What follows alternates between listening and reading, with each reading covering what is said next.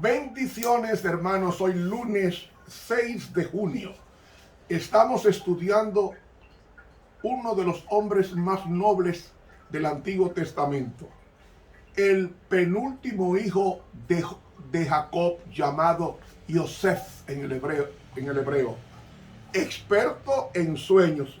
Esta es la correcta traducción del hebreo. No es soñador.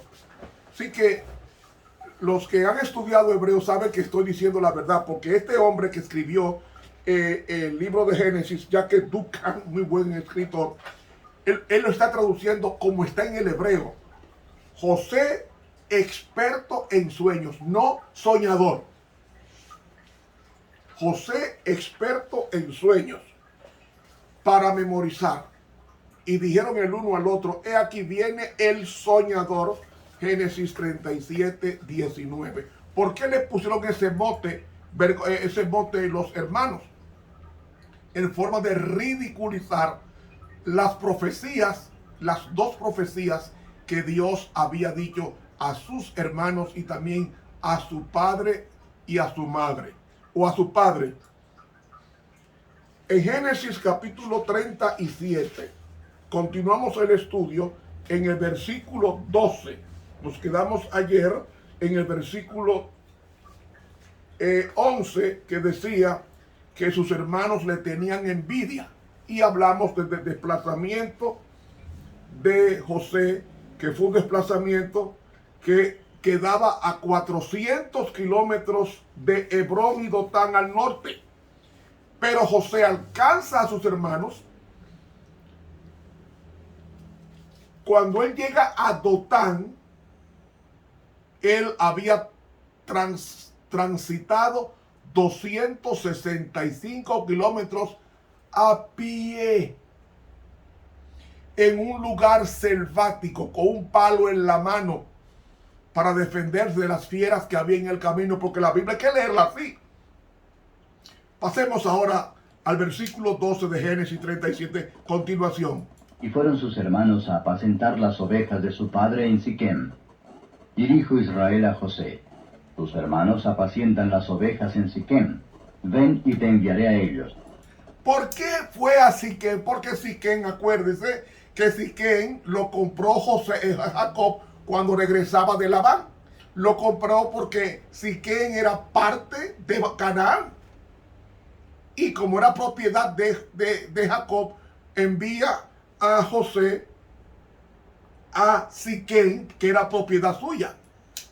Él respondió, heme aquí. Y él le dijo, ve ahora, mira cómo están tus hermanos y cómo están las ovejas, y tráeme la respuesta.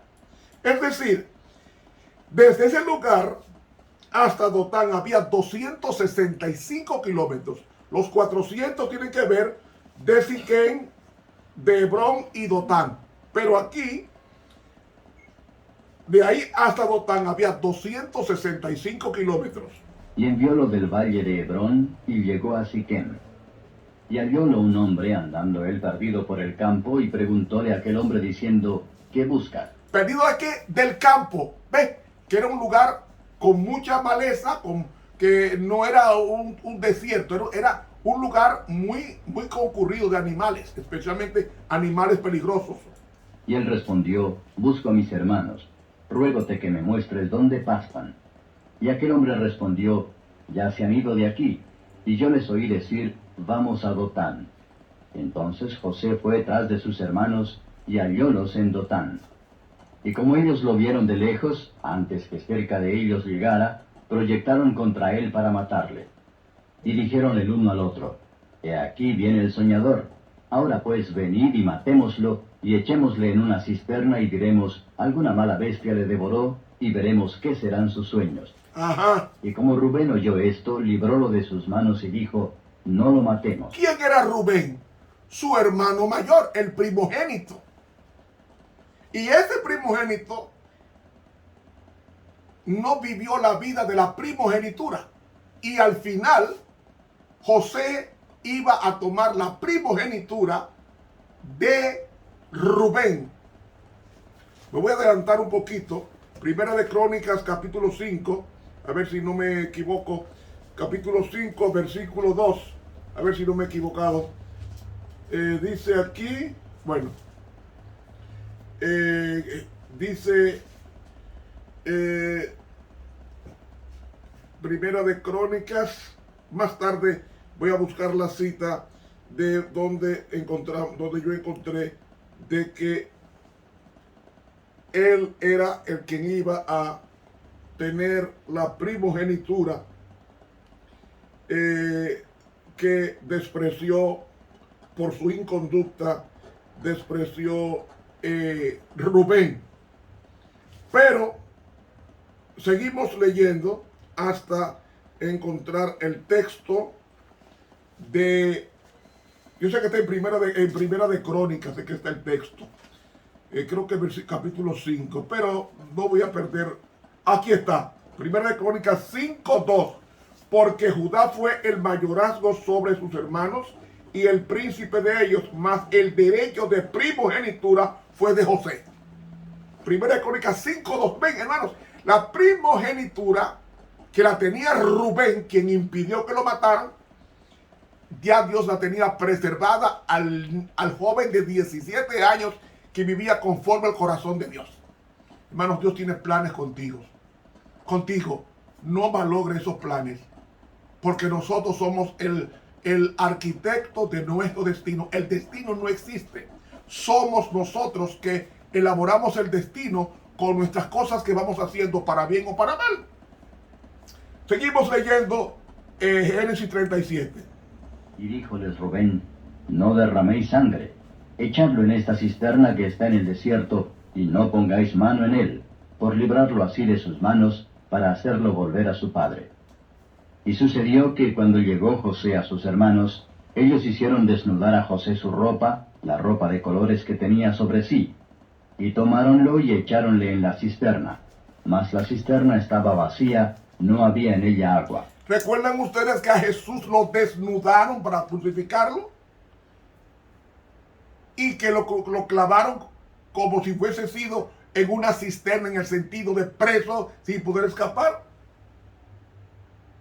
Así como a Jesús lo echaron en la cisterna, en la cruz, apresado allí con los clavos, así José fue desvestido, que venía 265 kilómetros caminando hasta encontrarse con sus hermanos. Tenía mucha hambre y mucho calor porque era verano. Mis hermanos, pero dice la historia. Y sentáronse a comer pan, y alzando los ojos miraron, y he aquí una compañía de ismaelitas que venía de Galaad, y sus camellos traían aromas, y bálsamo, y mirra, e iban a llevarlo a Egipto. ¿Quiénes eran los ismaelitas? Ismael fue el primer hijo de Abraham. ¿Recuerdan ustedes Abraham e Isaac? Y de Ismael vienen los egipcios, que fue hecho por una sierva egipcia llamada Agar. Los ismaelitas eran familia de padre de José. Y los hermanos entendían eso y vendieron a su hermano. Como a Jesús lo vendieron no lo vendieron por 30 piezas de plata a José. No. Oigan por cuánto lo vendieron. Y rasgó sus vestidos. Y le vendieron a los ismaelitas por 20 piezas de plata. ¿Cuál era el precio de un esclavo? Eran 30. Pero ellos, por salir de su hermano, lo vendieron a un precio inferior. Dice Éxodo 31:32 que el valor de un esclavo era 30 piezas. Pero a José lo vendieron por 20 piezas de plata. Ahora, ¿por qué vendieron a su hermano? Por la falta de firmeza del primogénito llamado Reubén. Seguimos leyendo. Y llevaron a José a Egipto. Y Rubén volvió a la cisterna y no halló a José dentro, y rasgó sus vestidos. Y tornó a sus hermanos y dijo, el mozo no parece. Y yo, ¿a dónde iré yo? Entonces tomaron ellos la ropa de José y degollaron un cabrito de las cabras, y tiñeron la ropa con la sangre. Señores, si Jacob tuvo su hijo cuando tenía 91 años, ¿cuál era la edad de Jacob cuando súbele a 91, súbele 17? ¿Cuánto da? 108 años. Y esos muchachos eran tan malos que tiñen con la sangre de un animal para poner a sufrir a su papá por por su predilecto que tenía. Es decir, tú te lo buscaste ahora. Dios te lo quitó mandando un animal que lo devoró. Óigame, a la edad de 108 años, hacerle así a su papá. Esta hemos hallado. Reconoce ahora si es o no la ropa de tu hijo. Y él la conoció y dijo, la ropa de mi hijo es. Alguna mala bestia le devoró. José ha sido despedazado. Entonces Jacob rasgó sus vestidos y puso saco sobre sus lomos y enlutóse por su hijo muchos días. Y levantáronse todos sus hijos y todas sus hijas para consolarlo, mas él no quiso tomar consolación y dijo, porque yo tengo de descender a mi hijo enlutado hasta la sepultura. Y llorólo su padre. Y los midianitas lo vendieron en Egipto a Potifar, eunuco de Faraón, capitán de los de la guardia.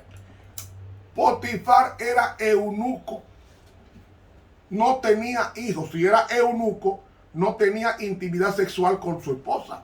De ahí viene la tentación que más tarde vamos a estudiar.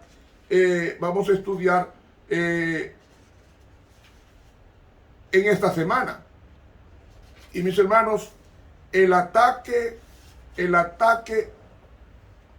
de José vino de adentro. El ataque a José vino de adentro, de su propia familia. Ustedes sabían que Cristo, los hermanos no creían en él. Léalo en los evangelios. Los hermanos de Jesús decían de Jesús que estaba loco, que estaba fuera de sí. ¿Saben ustedes cuándo los hermanos de Jesús creyeron en él? Cuando Jesús resucitó.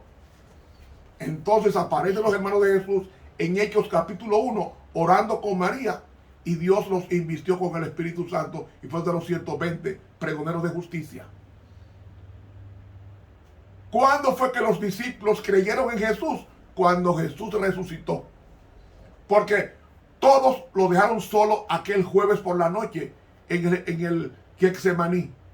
El primero fue Pedro y los demás también. Solamente hubo uno que se disfrazó llamado Juan, que ese es otro estudio. Mis hermanos, vemos entonces que no había una suerte a favor de José, porque fue desconectado de su tierra prometida y de su padre religioso, y fue llevado a Egipto. Y mis hermanos, esa distancia de Egipto, wow, llevado a Egipto a cientos y cientos de kilómetros, pero dice el libro Patriarcas y Profetas, dice allí que él había decidido en su corazón ser fiel a Dios. Cuando fue vendido, José decidió en su mente ser fiel a Dios ante un país idólatra como lo era Egipto. Resolvió o decidió, o como dicen algunos, resolutó. Tomó una resolución de ser fiel a Dios en la enseñanza de la doctrina que sus padres le habían enseñado, especialmente Jacob, porque Jacob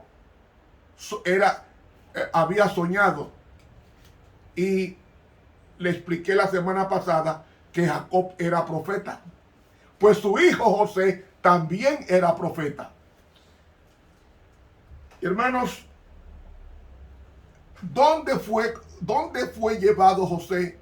A la casa de un hombre que tenía una mujer, porque era funcionario público, pero que era eunuco, o sea, no podía tener intimidad sexual con ella. Lo más lógico,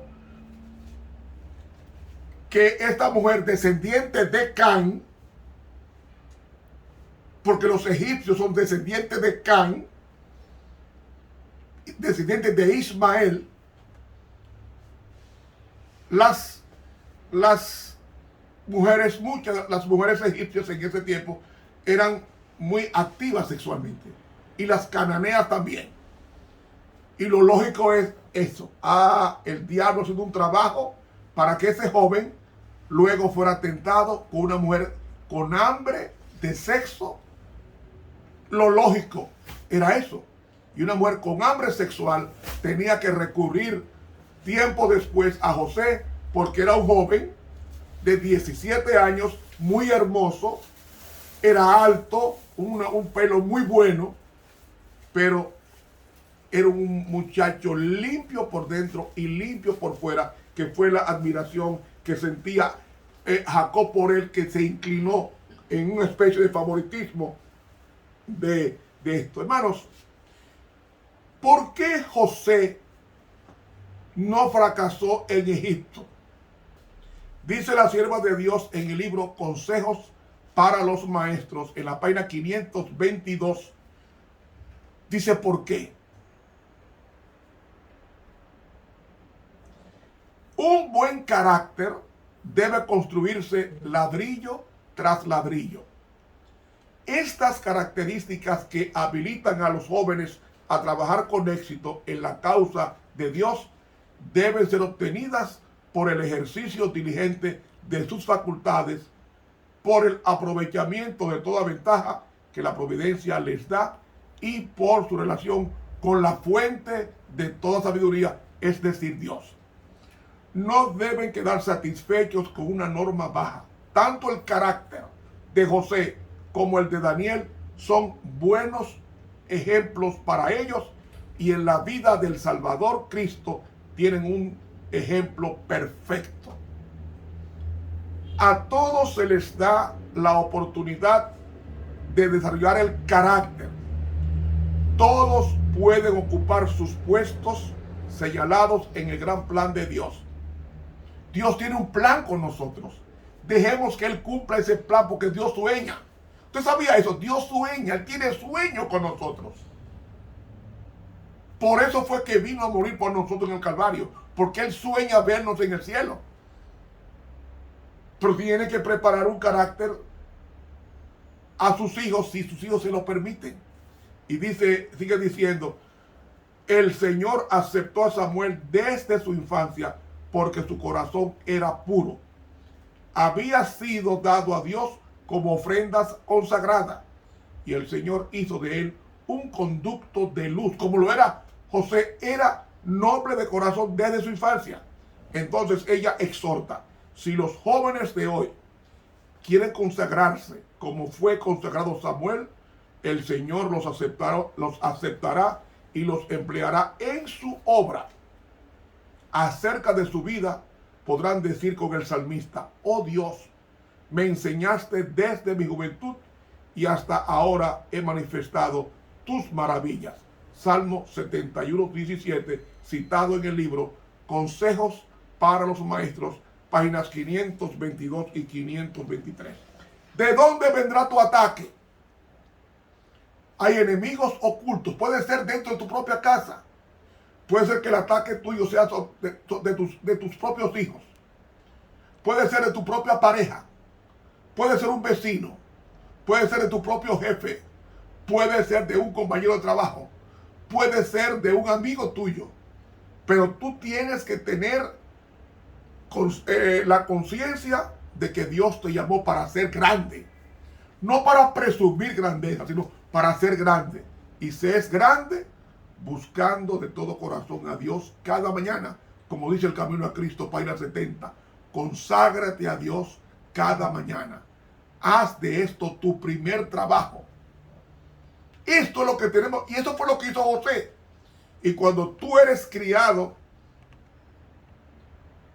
en esa condición, lo seguro o casi seguro es que ese hijo tuyo siga el camino que luego dice Proverbios 22:6, instruye al niño en su camino y aun cuando fuere viejo no se apartará de él. ¿Saben ustedes que Ismael, dice el libro Patriarcas y Profetas, que aunque se paganizó, dice la sierva de Dios, que al final se arrepintió y buscó al Dios verdadero y fue sellado a salvación? Ismael, el hijo no de la promesa, pero nosotros tenemos el privilegio de perpetuar el plan de Dios aceptando sus planes en nuestras vidas.